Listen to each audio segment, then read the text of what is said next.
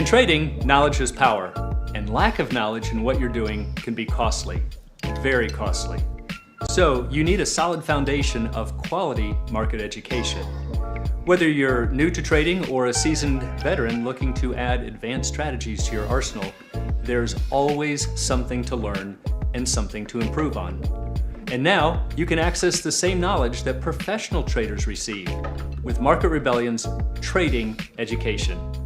I'm Bill Johnson, Head of Options Education here at Market Rebellion, and we've assembled a comprehensive curriculum based on decades of real trading experience, covering everything you need to know about trading options from beginner to advanced.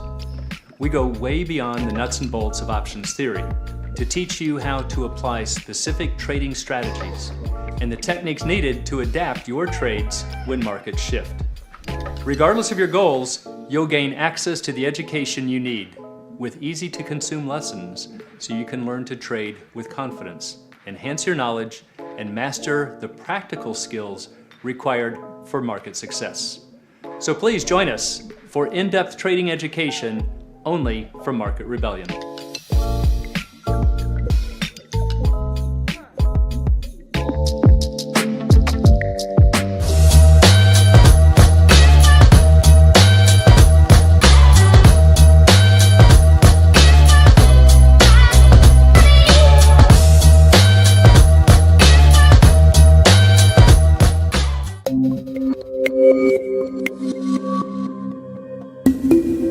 Hey, welcome back once again to all of our Market Rebels, and it's that time again for Coach's Corner, and I am joined again by Stu, who everybody knows. Say hi, Stu, and by Scott Thorstensen. Hello, everyone. Good to be here. Yeah, thanks for joining us again. And today, this topic came up after having a conversation with two of you about questions that you typically ask your students, your traders, and something that always poses a problem. And so we thought, you know what, let's do that as a Coach's Corner. So here's today's topic, but before we get started, as always, we're going to do a little teaser question in our Chalk Talk section. So if you can, please jot down an answer, and then at the end, we'll show you what the answer is if you haven't figured it out by about halfway through the presentation. So here we go. We've got the stock trading at 103, and the $100 call is trading for 4.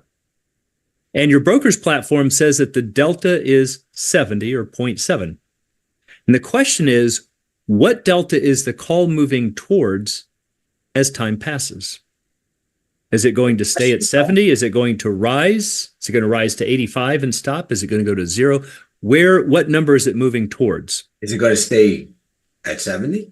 Yeah, exactly. Could it just stay there? Which a lot of people think. Now, again, that's our question. We'll come back and visit it. So the question or the topic for today, and I did this just for you, Stu, because I know that you always say whenever you ask this question to students, you get crickets. Crickets. So this is the anti-cricket presentation, and we're going to call it What Will the Position Look Like? But this is part 1. I have to tell people that it's not a trick question. Just that's right. There is a way to figure it out, and that's what we want to show you is a little bit of a model you can put in your head and figure out where these positions are moving and why. And that's critically important, especially when you start getting into more complex positions. Hard enough with just calls and puts, but you start doing spreads and butterflies, condors, it gets really hard unless you understand this little method. So part 1 today, we're going to talk about, we'll find out there's 3 different factors that are the primary drivers of this. We're going to cover 2 of them today, and then next week, we'll cover the second one. So that's why it's a 2-part. So here we go. The first thing to remember, most people come from a stock trading background, and stock is super easy. It's a straight line. There's no curvature to it, no gamma. Straight line, which means its delta is the same. And in fact, it's always 1. So what does delta 1 mean for stock? Well, it means if the stock is 100 and it rises $1, you make $1. All right, no surprise there. And it doesn't change. And it never changes. It goes up another $1. Doesn't matter if the stock is 50 to 250, 500, 5,000. It's always going to be 1. Or if it goes up $5, you make 5. That's what it means to be a 1-to-1 ratio or a delta of 1. Now, of course, it's going to cut equally well to the downside. If the stock falls $1, yes, you're going to lose $1. Yes, you will. But that's why a lot of times stock traders don't talk about deltas, because it's just pretty obvious. It's a no. How many shares you have? That's it. That's the answer. Yeah, if you got 500 shares, you got 500 deltas. Every time it moves up $1, you made $500. But that's not true for options, and that's why we typically hear crickets. Yeah. So the thing that you have to understand is that this whole trick that we're going to show you, this whole model to put into your head, and it's very simple, by the way, is to understand that it's all about the probability of an option expiring in the money. That's it in a nutshell. The market is really trying to figure out which options will be in the money at expiration and which will be out of the money. All right, so think of that. We've got all of these strikes out here. And as time passes, we're saying, okay, I think these strikes over here are going to be in the money.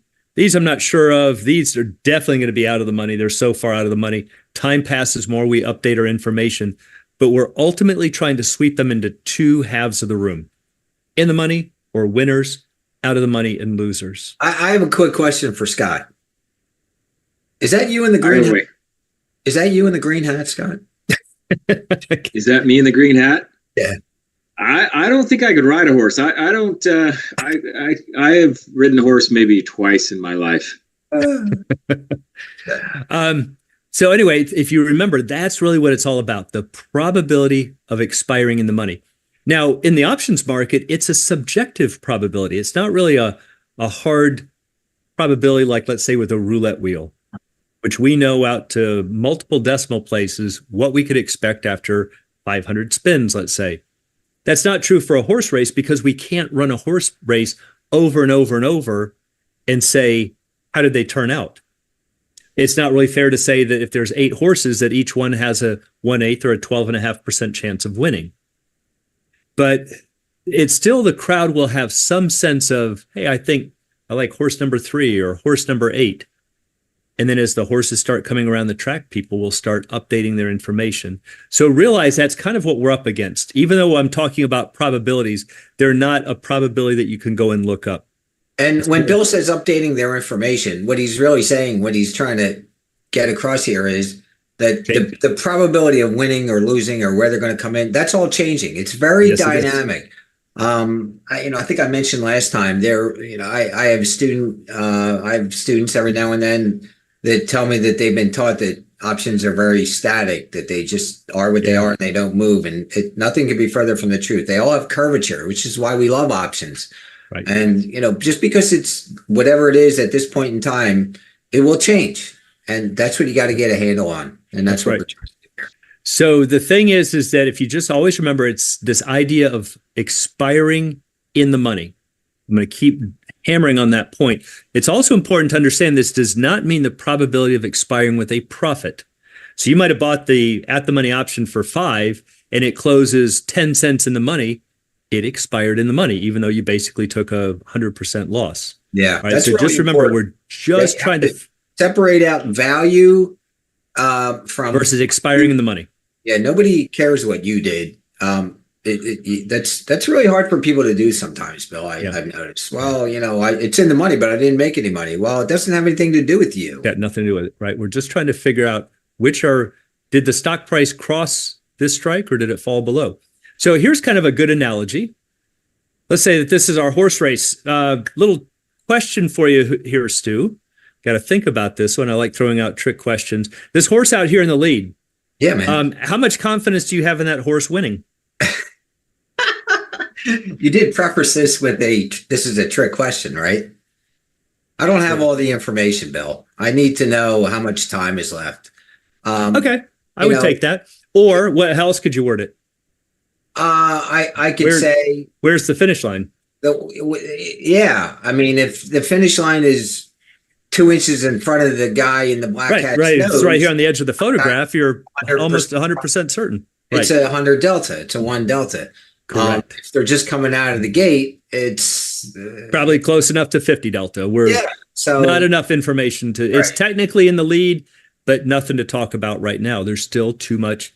It's not a big enough lead and there's still too much time. And that's a great point too, because oftentimes people fail to ask the right question. Like you asked me the question, it really wasn't the right question. You were trying to tripped me up in a way, but it wasn't the right question. And that's what you have to catch yourself doing. What's the right question that I'm trying to ask here? Yeah. Some people look at this and say that I have no confidence in this horse winning because look at how looks like 4 of them that are really close, maybe 5. But that's missing the point. If the finish line is right here, now you do have confidence. It's the same group of horses. And yet in one case, you've got no confidence. In the other, you have total confidence. Mm-hmm. And so, or if the finish line were a little further out, maybe it's not 100%, but you might lean towards this horse. You might say, I'm going to give it 75 or 80% chance. Yeah, this is a great example. And that's what the market's trying to do. Think about how this changes from the horse coming out of the gate through the first turn, the second turn, the third turn. It's just changing and changing. So if you look here, another shot, similar question. Scotty, how about you? Let's look at this guy back here in dead last. What are your odds here or your confidence level about this horse winning and why? He looks like the long shot. If you're betting on that horse, that's a low probability to me. I think being that far back, it looks like they're around the first corner. He's got a chance, but I see that horse as out of the money, pretty far out of the money. Right. Option. Now take a look at here. Low probability. Exactly. Now take a look at what happened here. This horse is so far away from the lead, or in options term, that it's so far away from the stock is so far away from the strike that even though Scotty didn't ask where's the finish line or how much time is left, because it didn't matter, because he's saying it's so far out of the money, I've got virtually no confidence. All right. So that's really, once you understand this little kind of, we'll call it a model to kind of work with in your head, it's always about how much confidence you have with the option expiring in the money. So it's going to be this interplay between where is the stock, how far in the money is it, versus time. Yeah. Okay. And the time part of the picture is how far away from the finish line. And, Bill, exactly. You said that this is kind of subjective. It's interesting because Scotty gives it next to nothing or very, very low. Mm-hmm. I might give it a little more than the next to nothing. And how would you do that in the options market? What's that? How would you do that in the options market? Let's say that this is the option, relatively speaking, and the high bid on it is 10 cents. How would you up those odds? Well, I could up the odds by a couple ways. I could go further out in time and give it a higher delta. Well, no, but just say for that one right there, you could buy it. You're saying it's a buyer. You're a buyer. You push the price up, and therefore it pushes the relative values up. It pushes those deltas up. Exactly. So again, it's a really good model to work with. Now, before we get into some examples and some more details, please remember, check us out, marketrebellion.com/get started. All kinds of great information articles, videos to help you get started in options trading the right way. So for today, there are other drivers, but primarily it's going to be the stock price, time, and volatility that are going to change these relative values, these relative perceptions. And for today, we're just going to be talking about stock price and time. Next week, we will look at just volatility. That's why we called this part one. Keep in mind that time moves, stock prices move, and volatility moves. Volatility does move. We'll get to that next week. The strike price that you're talking about, that you're identifying, remains constant. Yeah. It's the stock price that's moving around the strike price. Correct. But interesting point. Relatively speaking, think of it like the horse race. If a horse comes from behind in front, did one horse fall behind or one go in front? I guess that depends on how much money you got on it. but it's relative. So yes, you could say the stock price moved up above the strike, or we could say the strike price moved down. But it's relative. But I know what you're saying. Once you buy that strike, it does not change. Yeah. But the stock will definitely change. For sure. But it's this relative positioning that you want to think about. So remember, there's 3 ways to push an option deeper in the money or deeper out of the money. If you go deeper in the money, you have more confidence about the option expiring in the money, and then vice versa. It's that simple. So again, for today, it's just going to be moneyness and time. Now, what in the world is moneyness? Well, moneyness is a term that we use in the options market. Don't bother looking it up in the dictionary. I'm sure it will not be there. But it's really a collective term for in the money, at the money, or out of the money. So if I said, hey, Stu, these options here, what's the moneyness on them? You might say, well, 2 of them are out of the money and 3 are in the money. It's just a collective term instead of having to always say in the money, at the money, and out of the money. But that's what we're talking about, are these relative positions. So as the stock price moves, the option becomes more in the money or more out of the money. That's the whole key. That as that moves, this relative positioning is changing. And together, again, together meaning time and how far in or out of the money, they show the probability for the option to expire in the money. At that moment. At that moment, very good. Now, that is exactly the rationale behind the Black-Scholes model, is what it's doing. Of course, the probabilities are a lot more complex. But in an active market, it is more like a horse race. It's a subjective guess as to what people think is going to happen. And the way that they change the odds is to either buy or sell the option. So the thing to remember is that it's all about probability. Now, the next thing you have to understand is that delta is roughly, and I do mean roughly, the probability for an option to expire in the money. Now, I know some of the purists out there are going to say, hey, wait a minute, that's not true. And you will read that in a lot of books, that delta is the probability. It's not really true.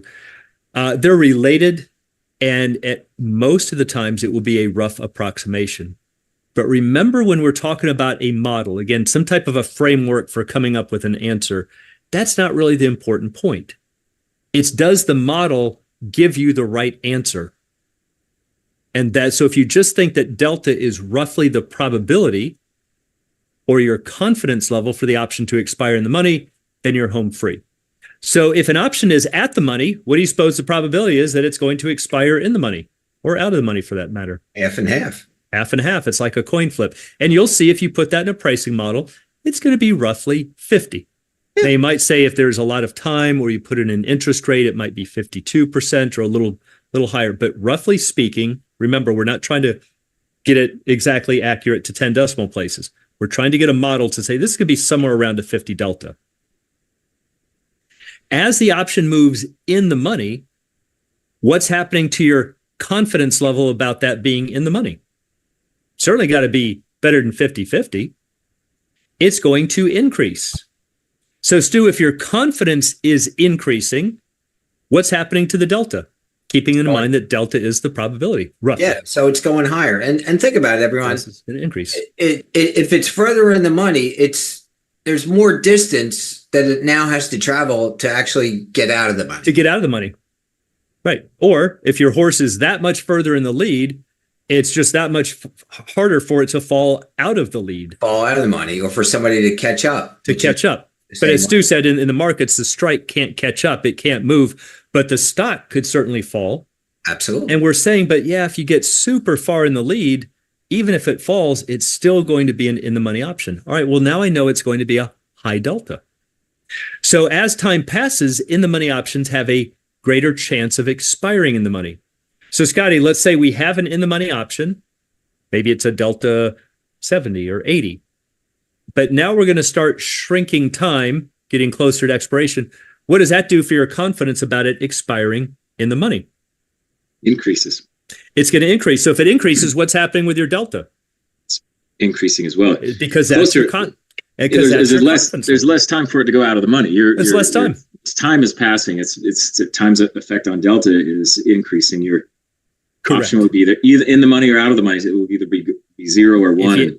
If you had to guess, as you might have a 70 or 80% chance of expiring in the money. Again, that might be your assessment. But as time starts shrinking, your confidence has to start going up. It's got to go up. So let's look at a different model. Let's go to one that actually has a time clock. Now, a horse race doesn't really have a time clock. It's got a finish line, but there still is a point at which it finishes. I like using pro sports that have a time clock, so things like basketball, football, because we can physically see the time going off the clock.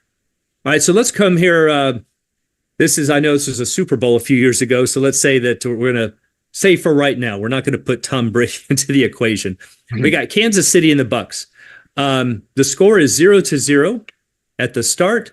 And Stu, what do you suppose is the probability in the absence of any other enlightening information about this game? What would you assess this to Going to be the same, 50-50. Going to be close to a 50-50 shot. Yeah, and be careful, everyone. I'm not putting Mahomes into it. I'm not putting Brady into it. We're just saying both teams are relatively equal, and what's the chance of one winning or one losing over the other team? Statistically speaking, any given team can beat another on any given day. So, which is why most of the time the point spreads are fairly small.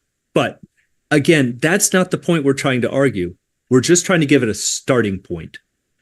All right. And no matter what your starting point is, that's fine. You're still going to see that you'll come up to the right answers. We're just putting this so we can have a number to work with. Now, let's say at the end of the first quarter, Chiefs are ahead 7-0. What happens to your confidence level now, Stu? It's about the same, Bill. Is it going to go up or down, though? I mean, it's better than 0-0. It's better than tied. Well, it's going to go up a little bit. Okay. I would take that. So that's what I came up with. Maybe 52. Maybe you said 55, 57. That doesn't matter. We're trying to make sure that we get the direction correct. Yeah. Did you push it higher? All right. So we've got less time on the clock and we have a little bit of a lead. So think of it like we said before, less time for the Bucks to come back. They got to come back. Less time for the Chiefs to lose it some way. Yep. But it's not a huge lead. So that's why we're not pushing this probability up. Still 3 quarters left. It's early in the game. Yeah, so let's push it down to the second quarter. Score is still 7-0. What happens now? Just going up a little more. Going up a little more. Let's look at the third quarter. Let's say it's 35-7. 95, 98 delta. Yeah, it's going. Your confidence is going up. Now, is it possible they could lose? By the way, everyone, I haven't seen these numbers. It's just a subjective thing. As long as you realize that you should have gone up from 60. You know, if you made this 70, that's fine. You made this 85, that's fine. You're getting the idea. It's about moving in that direction and why. And for those of you that try and nail it down, like what's the exact answer? You're not. It doesn't matter. It's not going to happen even in the real world. It's not going to happen. Doesn't mean anything. What you have to do to be a trader is to say, where are these deltas going? Where am I going? And if I can figure where the deltas are going, I can figure out where the gammas are going. I can figure out where the thetas are going. Mm-hmm. I can figure all of that out. But we got to start with what I think is the easiest by looking at deltas. And that's always about this confidence. So let's go to the fourth quarter. Actually, late in the fourth quarter, let's say we're at the 2-minute warning. We've got 35-20. Now, notice that the spread has narrowed here. That's why I did this. Yeah. We used to have a 28-point spread. Now it's a 15-point spread. So therefore, this number should come down, right, Stu? Negative. Why? Because it's only 2 minutes. And it's at this point, it's a 3-score game. I'm going to give it, look, I'm not sure. I would give it 100, but I would certainly give it higher than 95. I might give it a 98 or 99, but it's right in there. And that's the idea. Even if it is 100, which it doesn't really matter if it is or it isn't, but even if it is, it doesn't mean with a minute left, it's going to be 100, right? That's that right. Number might change. It's a subjective probability. Right now, the crowd is saying it's 100% chance. Yeah. Right. That's different from a real hard probabilities where we're doing roulette wheels or something. It's just the crowd's assessment. This is where you're going to start seeing people leaving. That you'll probably start seeing leaving the stands in the third quarter because in their minds are saying this is basically over. That's your cue to say it must be a fairly high delta. All right, let's try another one. We start off with 50%. Let's say it's 7-0 at the end of the first quarter, and maybe we give it 55. I think we had 3-0 in the last one at 52. So we go up a little bit more. But now the second quarter, it's 7-0. What happens now, Scotty? Spread's the same. Probability still goes up. Score hasn't changed. It's a boring game. I'm starting to look for popcorn and a hot dog at this point, but probabilities increase a little bit halfway through the time. It's still plenty of time for the Bucks to come back. It's not a huge lead. Now the third quarter, It's still 7-0. What happens now? Same thing. It's going to go up. Little bit. Now we go down to let's say the last 5 seconds of the game. And let's say the Chiefs are in possession. What happens to the probability now? 100%. So the point is, in this case, we kept the spread exactly the same, and yet the deltas changed. Your confidence levels changed. Why? Because the relative distance changed. Bill, It's not just that it's 7-0, it's 7-0 with either an hour versus 5 seconds. does that mean Bill, that, this makes me think like do I need to know what the probability is any given day prior to expiration? Do I Not need at to all. know those probabilities as Not an at option all. trader? I don't. I mean, I'm not even going to bother looking them up. I know roughly where they are, and I know where they're moving. That's all I need to know. I know I don't I think know we how need the to know position's exact, going to right? unfold. No. Yeah. In the fact, idea even if your is to platform tells it to understand- you to 4 decimal places or 6, it's meaningless. Yeah. It's not that type of a probability that you didn't we can have count somebody in Q&A the other day it was a little side conversation going on about how to make the decimal places go out like 8? on. Oh yeah, you're right. They did. Oh no. Yeah. Oh boy. Ridiculous. But the idea is that as time passes, the probabilities change, and options are not like stock. They have a limited life, or stock has a unlimited life. There's a Things are time going to clock on change. them. The probabilities are changing, Correct. and even thus the return on risk will change. Yep. So we can see that here we've kept the spread the same, but what did we do? We shrunk time. So you can think of it in options terms. This was an in the money option, not very far in the money, but as time started to go towards 0, or as we approached expiration, your confidence of the team winning went up, and therefore the deltas went up. So if you can always just think about, in a certain situation, think of football, would I have more confidence that my team is going to win or less? And that's what you want to work towards. And then you're going to do exactly the same thing in the options market. Here's So- a quick application, just a little sidebar here, just 10 seconds. Little quick application. Look, suppose you have a stock replacement option and you were running with 80, 85 deltas, and now you're kind of pushing towards expiration. It's going up 90, 95. What's going on? The extrinsic value is going down. The strike is remaining the same. However, the deltas are going up. You can actually roll that option back to an 85 or a 90 delta. And you can have less money in intrinsic value working which ultimately at the end of the day, you're going to have less dollars on the table. So that might be good for you in the event of some adverse action.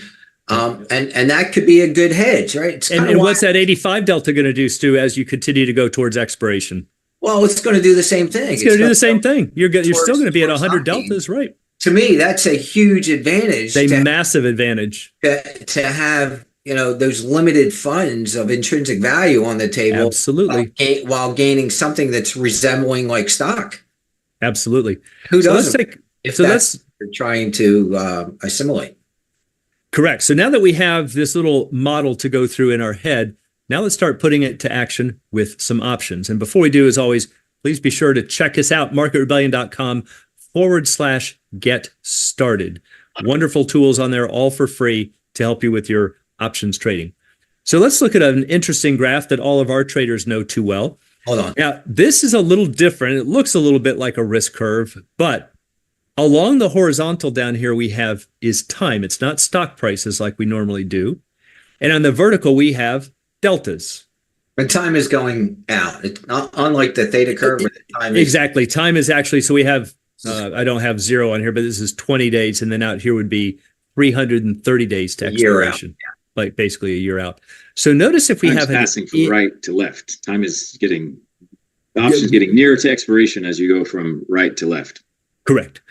So we've got on top, we have an in the money option. So let's say the stock is at 100 and maybe this is the 95 call. It's 5 points in the money. With only 20 days to expiration, it might have a 92 delta. Yeah.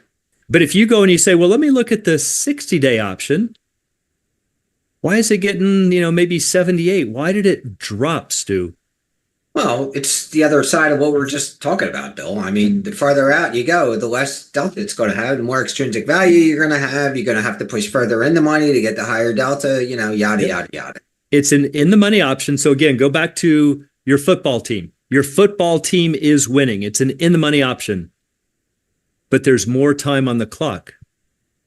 You have less confidence. If you have More less time confidence, for it to fall out of the money. then right. So you know that the deltas have to drop. And now we're seeing how it would drop in an actual pricing model way out to here. But look what happens for the out of the money for exactly the same reasons that we just saw. If you have an out, maybe this is the 105 call with the stock at 100. With 20 days to expiration, you might have a 10 delta. But if we say, you know, I don't know if I want to buy that 20-day option, that's a long shot. That horse is in last place. Let me go out to 90 days.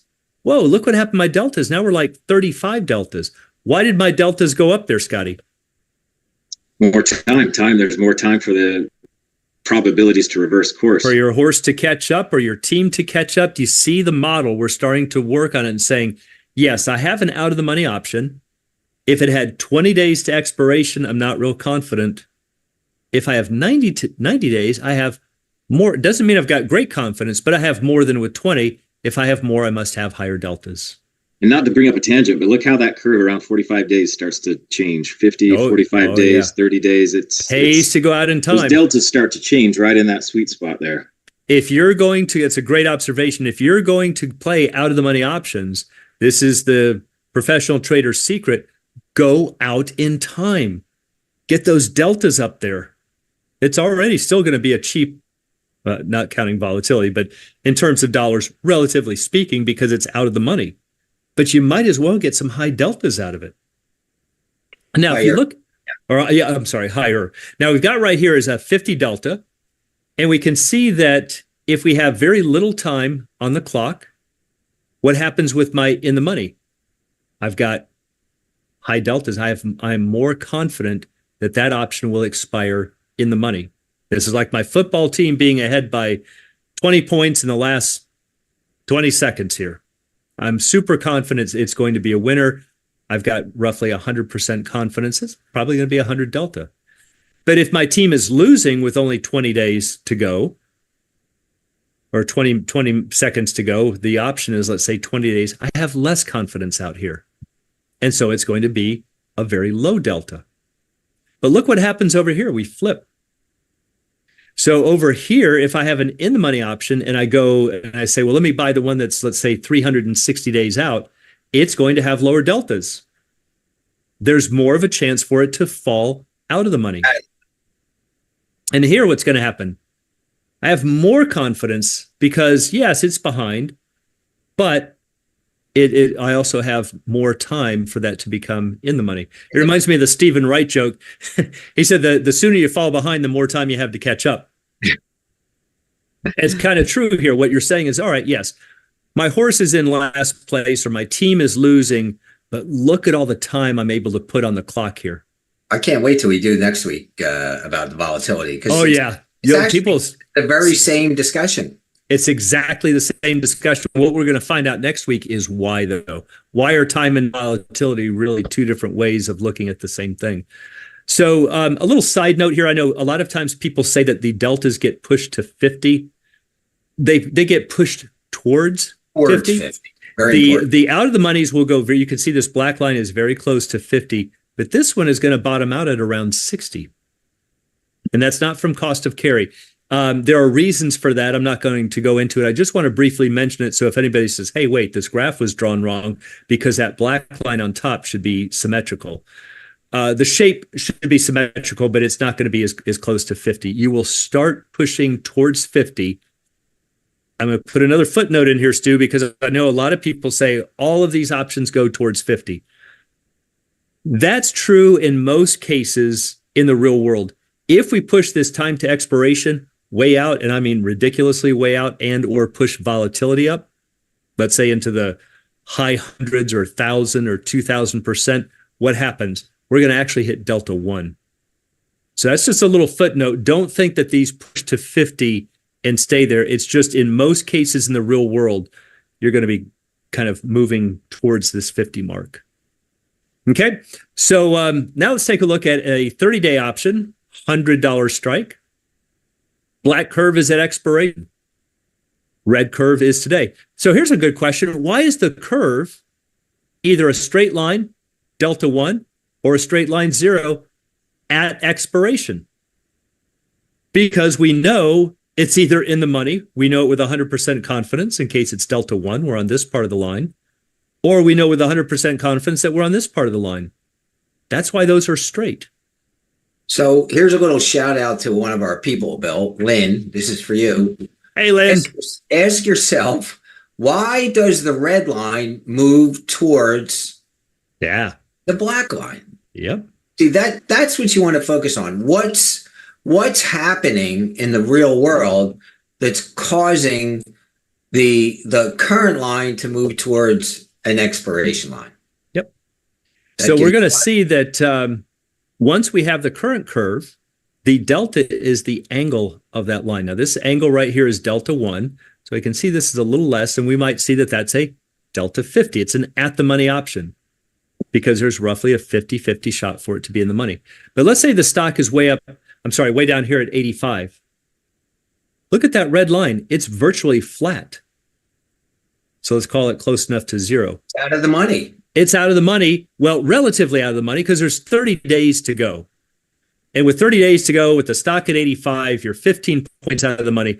Market saying, this game is over. What about up here?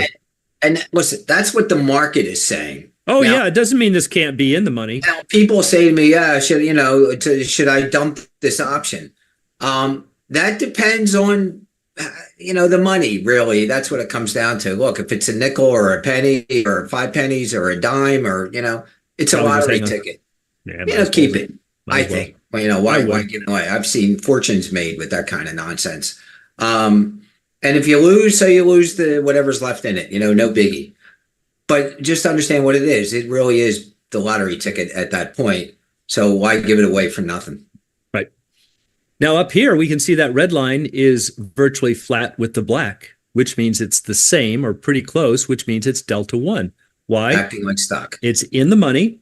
Our team is ahead, and we're far enough in the head, even though there's still some time on the clock.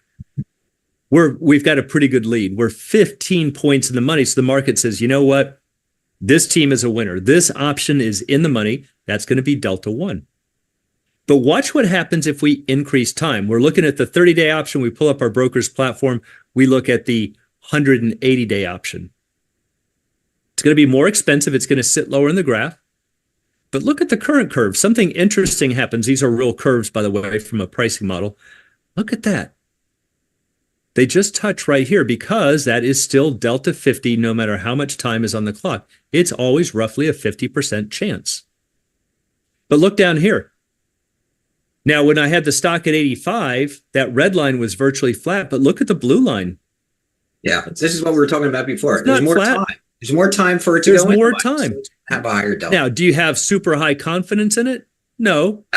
But you get maybe, let's say, 20% chance of being in the money. Yeah, not the point. The point is it's up. Point is exactly. Could it be 25? Could it? Of course. And depending on volatility, it could be lots of things. Yeah. We want to see that you get the direction correct. Mm-hmm. Now, what about up here? Let's go back to a stock price of 115. We had a delta of basically 100 with that red line, but the blue line's a little flatter up here.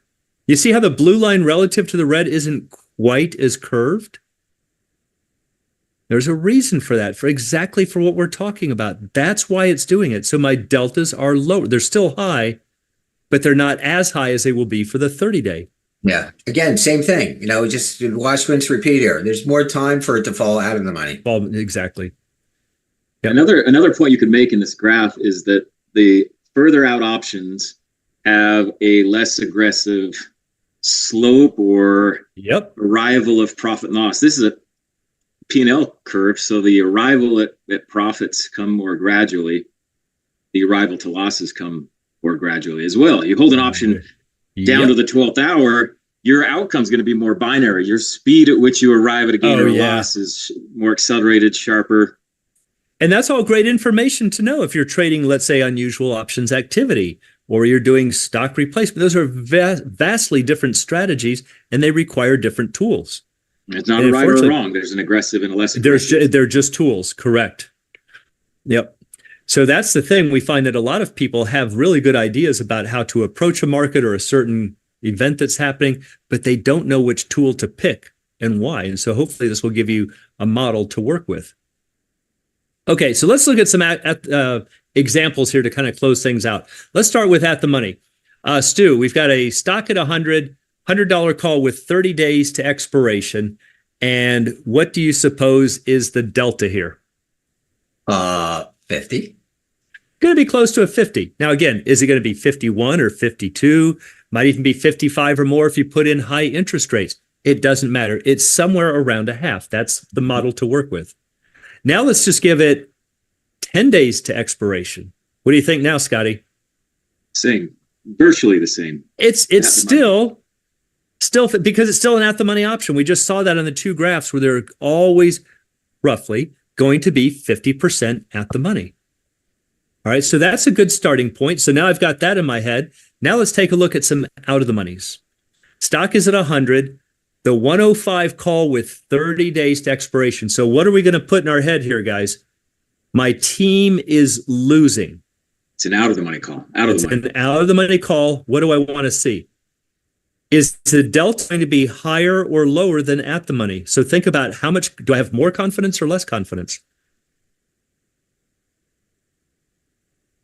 Out of the money options are less likely, less you should have less. You have less confidence. Yeah. So it's not going to be a 50 delta. Give me a number. 40. Might be 40, might be 35, could be 20, depends on volatility. I don't care. It's more, did you get the direction right? He went down in deltas, and that will always be true. Let's try the 110 call. Now we're going to go even further out of the money. We're going to keep the time the same. Is the delta higher or lower than the 105 call that we just saw here for Scotty, Stu? Delta higher or lower than the 105 as, I'm sorry, I lost track here. What's the 110 call? It's going to be lower, dude. It's going to be even lower because your horse is even further out of the money. He's even further behind. Yeah. So you have less confidence and therefore, you have lower deltas. All right, now let's get something really tricky. Let's use this 110 call, which so far has the lowest of the deltas, but let's give it 720 days to expiration. What happens now?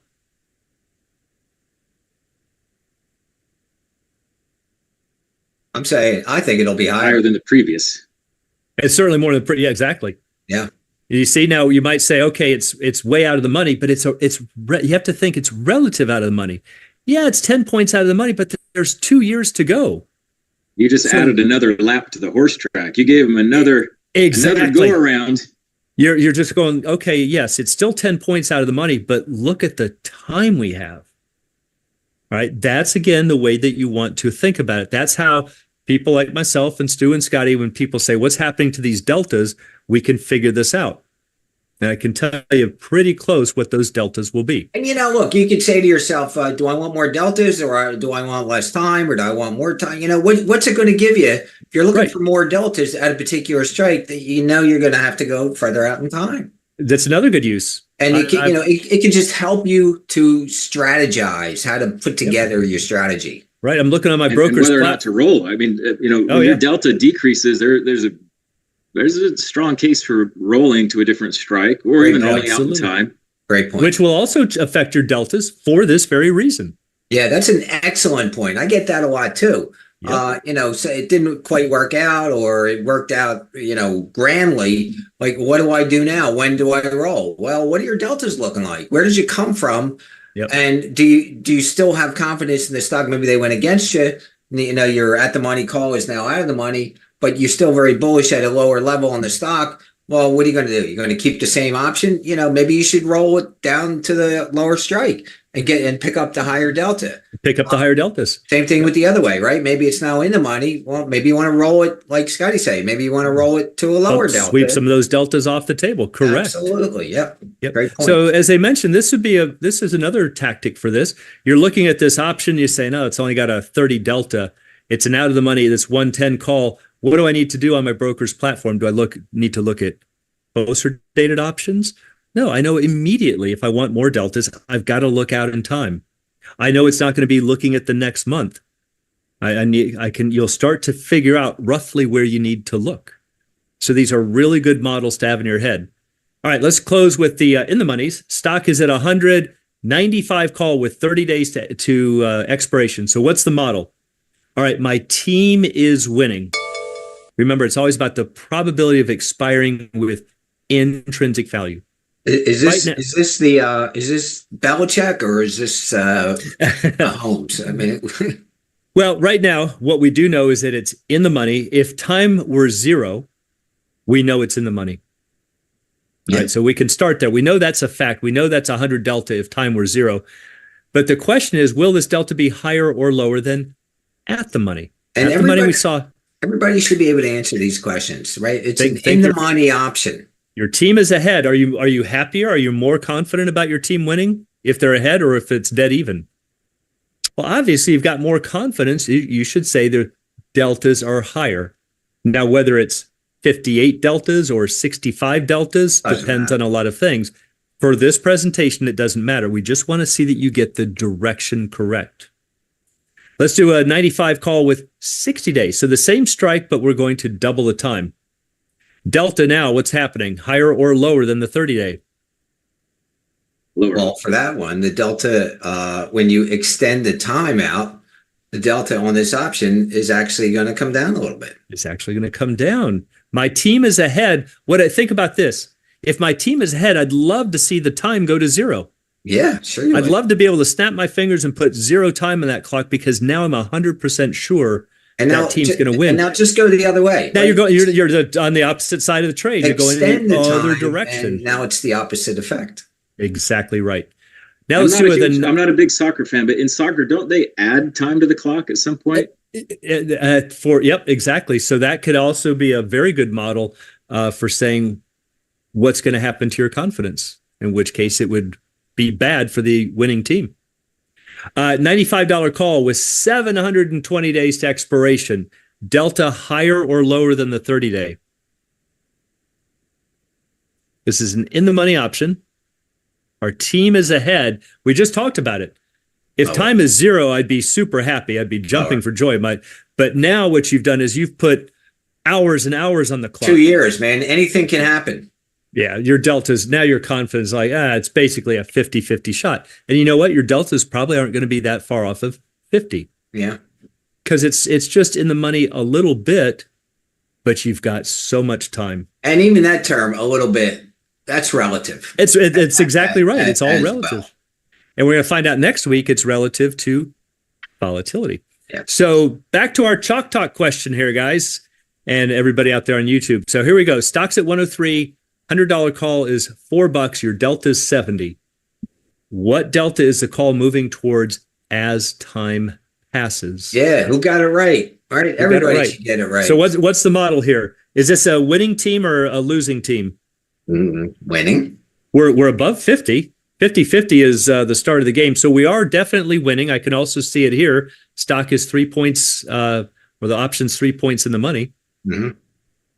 So I would love to see time go to 0. If time is 0, I'm 100% confident that that's going to be in the money. Right. So and the other side of that statement is there's no time left for it not to be in the money. Right. Now, also, so we know that delta's moving towards 1. Now, just to clarify, that's why I did this with a question. Don't confuse this with being profitable. Where is this call option moving towards, Stu? What price is? 3.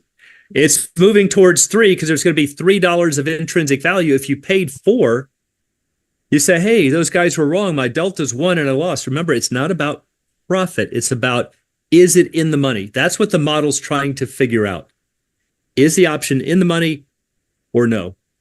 And if you can keep that very, very simple model in your mind, you will start to have a much better understanding of how your options are going to behave because you'll know how your deltas are going to move. For sure. Next- And you can start thinking about things like, well, the stock went in the direction that I wanted it to go, but I didn't make any money in my options. What happened and how can I fix it? And how exactly?